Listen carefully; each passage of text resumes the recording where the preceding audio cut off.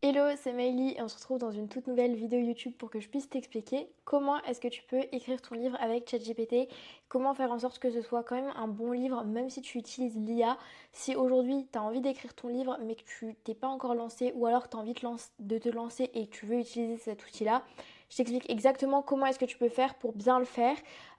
Et si tu ne me connais pas encore, je m'appelle Maëlie, ça fait 5 ans que je suis dans l'écriture et l'édition de livres pour entrepreneurs, donc des livres de non-fiction en général, biographie, dev perso, spiritualité, business. Tout ça, c'est ma niche et c'est mon expertise. Donc j'ai déjà écrit plus d'une dizaine de livres et parfois, bah oui, on utilise l'IA pour certaines choses, mais je vais t'expliquer comment faire pour que de un, ça ne se ressente pas et de deux, comment est-ce qu'on va pouvoir quand même générer de la créativité grâce à nos textes, grâce à nous-mêmes, grâce à nos références, au lieu de générer du texte par l'IA.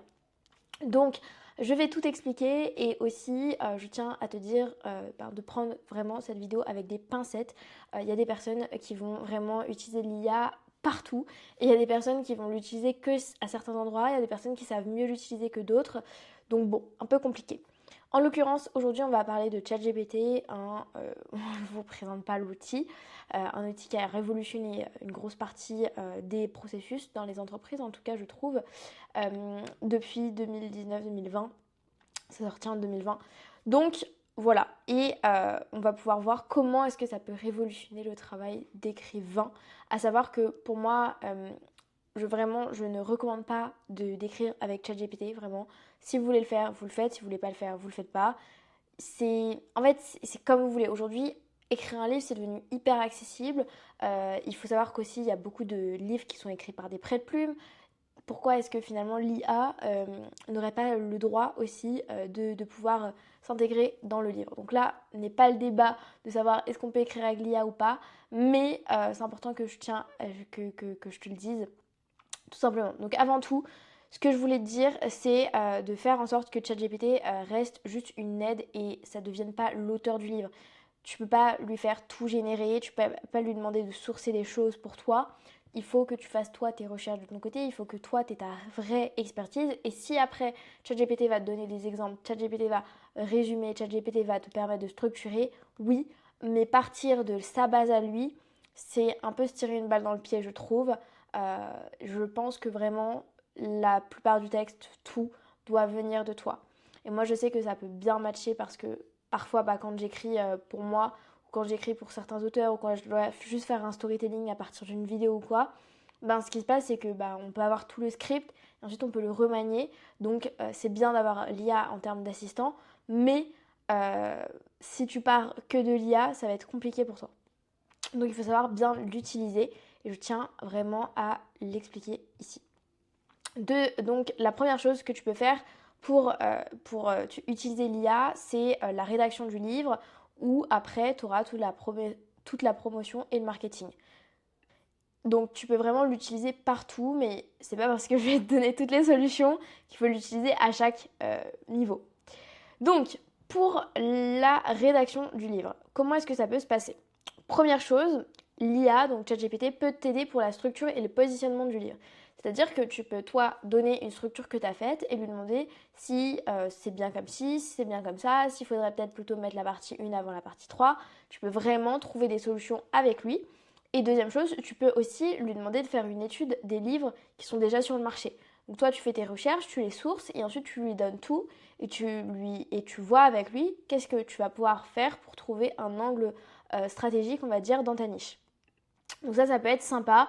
Donc déjà faire la structure du livre avec la cible, le message, la proposition de valeur du livre, qu'est-ce qui va vraiment apporter sur le marché et l'étude de marché que tu peux faire vis-à-vis des autres livres. Ensuite, il peut te proposer des titres et des accroches. Attention, il faut savoir bien l'utiliser, il faut lui demander d'utiliser certains termes, certaines manières d'écrire, certains styles pour éviter que ce soit juste donne-moi des idées de titres parce que ça va être un peu bateau. Il faut que ce soit quand même un petit peu réfléchi. Donc les prompts, le message qu'on va lui écrire pour avoir notre ressource derrière doit être bien écrit. Et donc nous, c'est ce qu'on fait dans le programme Auteur Leader. Si jamais l'auteur a besoin d'aide sur l'IA, ce qu'on fait, c'est que on peut lui donner facilement des prompts pour qu'il trouve des titres, des reformulations ou quoi à sa demande. On lui crée des prompts pour qu'il puisse l'utiliser pour son livre. Donc tu peux trouver des titres et des accroches surtout les anecdotes, surtout les transitions et tout, ça peut être super intéressant. Et attention aussi, ce qui peut être bien, c'est toute la nomenclature. C'est-à-dire que nous, ce qu'on fait souvent, c'est qu'on prend toute la nomenclature du livre, du début à la fin, quand on a fini d'écrire le livre, pour être sûr que tout soit cohérent. Ensuite, il va pouvoir faire des résumés et de la reformulation.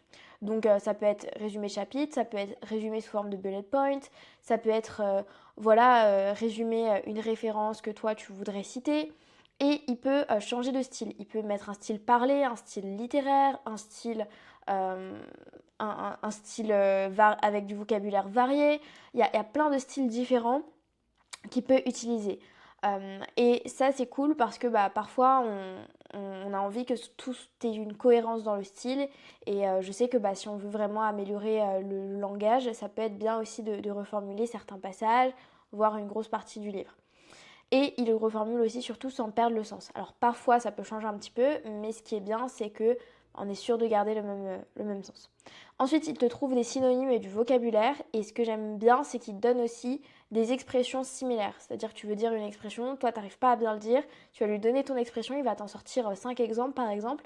Et tu vas pouvoir savoir quelle expression tu vas vouloir utiliser par rapport à ce que toi, tu avais en tête. Il peut aussi illustrer avec des exemples de la vie de tous les jours ou des exemples plus ou moins poussés. C'est une banque de synonymes et il varie le texte avec un vocabulaire plus large. Parfois, dire, faire, avoir, c'est pas le meilleur pour un livre et tout ça sur 300 pages, c'est pas très digeste pour ton lectorat. Donc, c'est bien de faire appel à l'IA pour ça ou même toutes les plateformes en ligne de toute manière pour trouver des synonymes.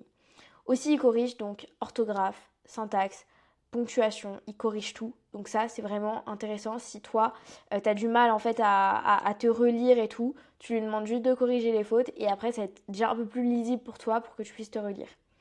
Et c'est aussi notre critique littéraire. C'est ton premier bêta lecteur, donc tu peux lui demander de critiquer ton texte pour avoir des informations, pour être mieux, pour avancer. Mais attention, tout ça, pour moi, ça ne remplacera jamais un expert dans le domaine, dans l'écriture de livres, ou un bêta-lecteur, un correcteur, un relecteur, ou ta cible idéale. Ça ne remplacera jamais ton lecteur idéal. Donc, attention à ça.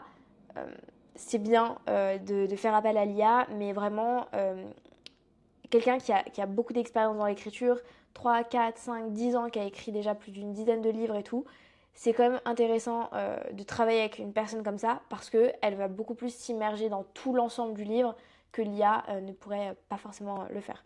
D'ailleurs, je tiens à dire que là, on est en 2025, donc si tu regardes cette vidéo plusieurs années plus tard, je suis sûrement pas à jour. Et deuxième chose, il peut t'aider dans la promotion et le marketing de ton livre. Il peut te trouver des idées de contenu pour les réseaux sociaux, pareil, lié à la cible, au positionnement, au message. Donc tout ça, c'est pour après, quand tu vas sortir ton livre. Il peut rédiger pour toi des newsletters ou des posts pour les réseaux sociaux. Donc ça, c'est aussi pas à négliger parce que ça peut bien t'aider pendant le lancement. Il peut t'aider à rédiger des emails, par exemple, pour répondre à une interview, à un journaliste ou pour faire une intervention dans une école, pour faire de la prospection. Il peut tout te créer. Il peut aussi t'aider à créer un communiqué de presse. Tu peux même lui demander de créer une direction artistique, donc les couleurs, les typologies de police, tout ça que tu veux mettre, de texte. Il peut tout te créer de A à Z. Et aussi, il va pouvoir optimiser tes descriptions avec du SEO, par exemple, pour les plateformes de vente, Amazon, Slack, tout ça, ou les librairies. Et ça, c'est vraiment pertinent de le voir et de le faire. Donc, en résumé, pour tout te dire, l'IA va pouvoir t'aider directement sur la partie écriture et aussi sur la partie promotion. Mais en fait, à chaque niveau, pour moi, si tu fais appel à un expert, ça va aussi être très très bien. Et que, on va dire que là, pour moi, ça reste assez limité. En fait, il faut savoir bien utiliser l'outil. Moi, aujourd'hui, je peux te dire que je peux utiliser pour mon livre, par exemple, toutes ces étapes-là. Mais quelqu'un qui est novice dans l'IA, ça peut être compliqué pour cette personne-là de justement utiliser des bons termes, des bons prompts pour pouvoir avoir des réponses. Donc attention à bien utiliser l'IA et à faire attention aux mots qui reviennent, à faire attention que le vocabulaire est toujours varié. Moi, c'est ce que je lui demande, c'est toujours de varier le vocabulaire pour être sûr que ça ne se voit pas. Et franchement, ça marche plutôt bien. Et je t'invite aussi, à chaque fois que tu écris ou que tu te relis et tout, de ne pas prendre ça pour acquis. C'est-à-dire que peut-être que ChatGPT a corrigé ton paragraphe, bah relis quand même ton paragraphe après ChatGPT. C'est hyper important. Tu ne peux pas laisser ça comme ça dans un livre. Je sais qu'il faut être minutieux, il faut apprendre à utiliser l'outil. Et c'est vrai que c'est pas ce qu'on s'attend à faire quand il s'agit d'écrire un livre, d'utiliser un nouvel outil. Mais ça pourrait être vraiment bien pour toi pour qu'il puisse te gagner du temps. Mais comme je tiens à le dire, ça te prend du temps de savoir l'utiliser et après, tu sauras bien l'utiliser et faire les choses avec. Donc moi, je sais que on l'utilise, mais voilà, c'est parce que nous, c'est devenu un métier et qu'on en a besoin tous les jours. Mais il y a des personnes, voilà, quand tu te lances dans l'écriture d'un livre, tu n'as jamais utilisé l'IA. Si tu commences à l'utiliser, ça va te prendre quand même un temps d'adaptation que tu perds, on va dire, sur l'écriture de ton livre. À voir si c'est vraiment rentable en temps et à voir aussi en fonction de ton aisance ou non avec l'écriture de livres et avec l'IA en tant que telle. Donc voilà, on a fait le tour de la vidéo. Si aujourd'hui tu veux te lancer dans l'écriture de ton livre, n'hésite pas, pense à venir candidater au programme Auteur Leader. Toutes les semaines, on reçoit des profils en candidature. Le programme Auteur Leader, qu'est-ce que c'est? C'est un programme d'accompagnement individuel où on t'aide de l'idée jusqu'à que tu aies ton livre dans les mains. Toute l'édition prise en charge, c'est vraiment du clé en main. On t'aide du début à la fin pour que tu puisses écrire ton livre dans le meilleur écosystème possible. Et on cherche tout le temps des entrepreneurs, des coachs, des formateurs qui veulent écrire leur livre pour les accompagner dans cette démarche. Tu peux candidater directement en prenant un appel avec mon équipe dans la description. Et si jamais tu as besoin d'autres conseils dans l'écriture et que tu veux te lancer ou que justement tu es en train d'écrire, pense à t'abonner à la chaîne parce que je fais des vidéos de formation comme ça. Pas des vidéos lifestyle et tout, enfin très peu en tout cas, parce que je veux vraiment t'apporter un maximum de valeur.